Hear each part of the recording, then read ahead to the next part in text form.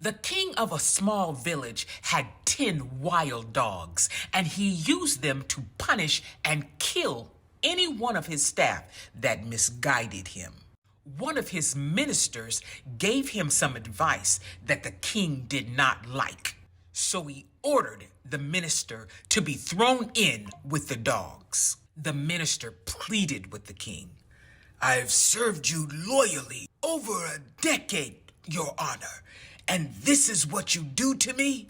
The king was unrelenting. "Please, sir, I beg of you, give me 10 days, 1 day for each year I have served you loyally, and then throw me to the dogs."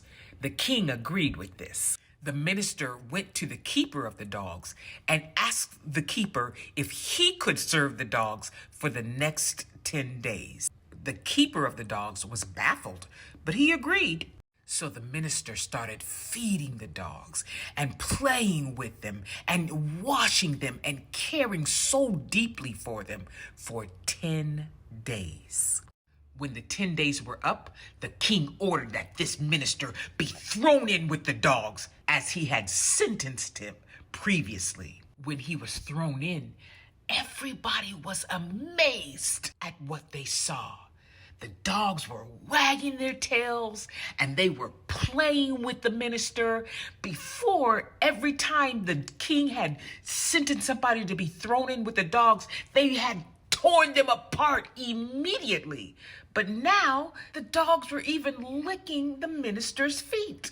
The king was confused. "What happened to the dogs?" he asked. The minister spoke up. "I've served the dogs for only 10 days, yet they did not forget my service. I have served you for over 10 years and made one mistake, and you have forgotten everything that I did for you." The king looked at the minister, realizing his mistake, and replaced the dogs with crocodiles.